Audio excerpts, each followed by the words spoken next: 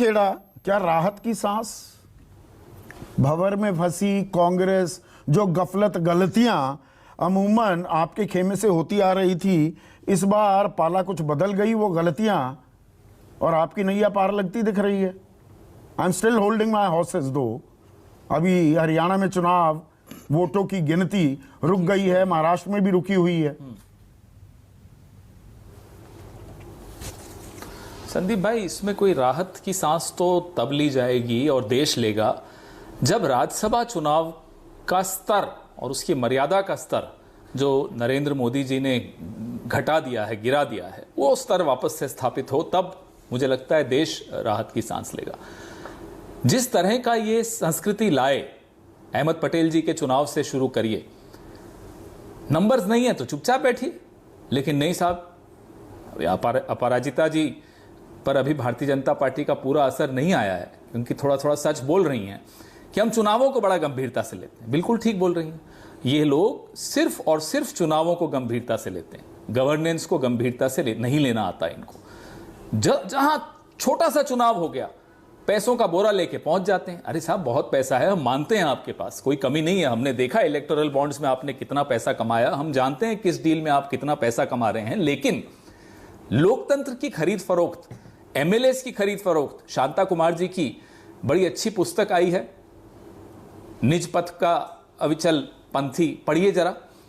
उन्होंने भारतीय जनता पार्टी पे, मुझे लगता है लिखते हुए भी वो रोए होंगे कि ये तो ऐसी पार्टी हो गई है जो सुबह से शाम सिर्फ एमएलए की खरीद फरोख्त में लगी हुई है। ये शांता कुमार जी कह रहे हैं। तो आपने जो बाड़ेबंदी करे रखी अपने विधायकों की, इसलिए नहीं हो पाए जो लग रहा है पवन खेड़ा, तो आपने सुचिता की राजनीति के आधार पर किया। ये अंतरात्मा की आवाज इस बार ही जागी है कांग्रेस की। पिछले 7-8 सालों के आंकड़े लगाऊं, 100 से ज्यादा आपके विधायक और नेता कांग्रेस का दामन छोड़कर जा चुके हैं। गलत तो नहीं कह रहा मैं आपसे जानना चाहता हूं, आप समझदार व्यक्ति हैं, मेरी गली में चोर लुटेरे घूम रहे हो तो मैं अपने घर पे ताला भी नहीं लगाऊं क्या? उसमें भी मेरे को आप बोलेंगे कि साहब ताला क्यों लगा दिया आपने? चोर लुटेरों को बोलिए ना कि क्यों मत घूमिए भाई, ऐसे मत लूट खसोट कीजिए। तो मैं तो अपना घर बचाऊंगा, बिल्कुल बचाऊंगा। और एक और बात समझ लीजिए, हम सब एक प्रतियोगी राजनीति का हिस्सा हैं, कॉम्पिटिटिव पॉलिटिक्स का हिस्सा हैं। जो है, जैसा जिस भाषा का प्रयोग राजा करेंगे, हम लोग सब, राजा मतलब आप जानते हैं किनकी बात कर रहा हूं, वो एंटायर पॉलिटिकल साइंस वाले, तो हम भी सब वही भाषा का उपयोग करेंगे। क्यों नहीं करेंगे? एक हफ्ता और दे देते, राजस्थान में इनको चौथी भी नहीं मिलती, मैं आपको चुनौती देकर कह सकता हूं, एक हफ्ता और मिल जाता हमें तो राजस्थान से 4 हमारे आते। कौन सा हमारी भी खुली चुनौती है। कौन सा जादू करते? आपने कहा तो सीधा है, जिसकी जितने विधायक हैं वो उतने बेच सकते हैं। जादू क्या होता है? हमें भी आती है ना, जिसको जादूगर ने जादू कर दिया। जिस बात को अपराजिता जी रणनीति कहती हैं, वो रणनीति तो हम तो बहुत पुरानी जानते हैं। हमें यह मालूम है कि रणनीति को कहां इस्तेमाल करना है। देश के हित में इस्तेमाल करिए, लोकतंत्र के हित में इस्तेमाल करिए। ये खरीद फरोख्त को रणनीति मानने लग गई, ये कौन सी रणनीति है? ये तो हमने पहली बार सुना। और एक तो आईएएस अधिकारी रही हैं, कम से कम इनको एक अच्छी बात सिखानी चाहिए मोदी जी को भी, क्योंकि मोदी जी से ज्यादा पढ़ी लिखी हैं, ये हम सबसे ज्यादा पढ़ी लिखी हैं, समझदार हैं। तो अभी जो पेड़ अटका हुआ है, अभी हरियाणा में, राजस्थान में तस्वीर साफ होती दिख रही है। निर्दलीय उम्मीदवार ने अभी हाल ही में प्रेस कॉन्फ्रेंस भी की, तो दिख रहा है कि उन्होंने हथियार डाल दिए। पर हरियाणा में अभी वोटिंग की काउंटिंग रोक दी गई है, चुनाव आयोग पहुंच गए हैं, बीजेपी वाले, कांग्रेस आपका भी प्रतिनिधि मंडल पहुंच गया। अब वीडियो मंगाया जा रहा है। वो शाही वाला खेल फिर से कुछ होता तो नहीं दिख रहा है।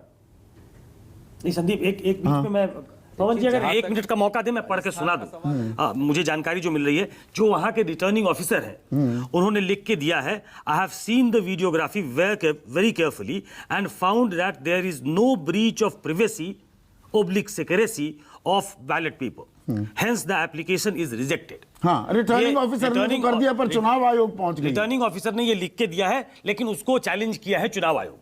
पवन खेड़ा, तो राजस्थान में ये हमारे घर में जो सेंध लगाने चले थे, अपना घर लुटा बैठे। हरियाणा में स्पष्ट तौर पे रिटर्निंग ऑफिसर लिख कर दे रहा है, लेकिन नहीं, इनके काबू नहीं आ पाए, तो अब ये कोशिश कर रहे हैं कि कहीं कुछ ऐसा पेंच लगाएं गैर कानूनी तरीके से हमारे उम्मीदवार को हरा सके, वो संभव नहीं हो पाएगा। कर्नाटका में देखिए क्या हुआ, कांग्रेस पसंद है इसलिए मैं कांग्रेस को वोट दे रहा हूं, ये जेडीएस के विधायकों ने ऐसे किया। अच्छा, ये भी अंतरात्मा की आवाज थी, इसको सही मानते हैं, ये अंतरात्मा की आवाज थी जेडीएस के विधायक की। 24 तक आते आते देखिए अपराजिता जी का भी एक अंतरात्मा की आवाज बोलेगी। 24 तक देखिए अपराजिता जी कहां जाती हैं। नहीं, पर आपने एक और अहम बात कह दी थी पवन खेड़ा की ये राजनीति का स्तर गिर रहा है, राज्यसभा का स्तर गिर रहा है। तो राज्यसभा में ये तो हाउस ऑफ एल्डर्स, जिनका तजुर्बा है पॉलिसी में, राजनीति में, समाज कल्याण में, जिनका योगदान है, उनके लिए बनाया गया है ना, इसको अपर हाउस कहते हैं।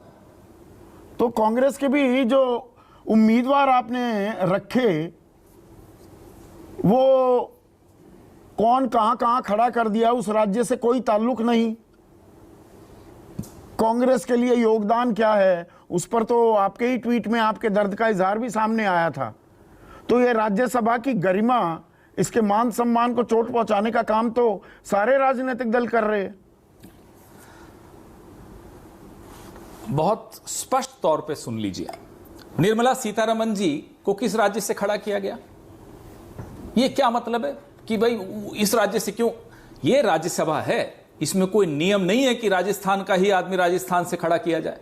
और जो मेरे ट्वीट की आप बात कर रहे हैं, तो मैंने तो अपनी गलती मानी है कि मेरी तपस्या मुझे और बढ़ानी पड़ेगी। किसी और पर मैं कोई उंगली नहीं उठाऊंगा, क्योंकि मेरे सारे काबिल नेता 11 के 11, 10 मैं सोच रहा था, अब तो 11 आ रहे हैं राज्यसभा में, एक से बढ़कर एक हमारे नवरत्न हैं और काबिल हैं, और कांग्रेस के प्रति उनकी निष्ठा पे कोई सवाल उठा नहीं सकता। मैं अपनी तपस्या पे सवाल उठाऊंगा और उठा रहा हूं, और दूसरे ही दिन से तपस्या बढ़ा दी। भगवान नहीं बदलूंगा, तपस्या बढ़ाऊंगा।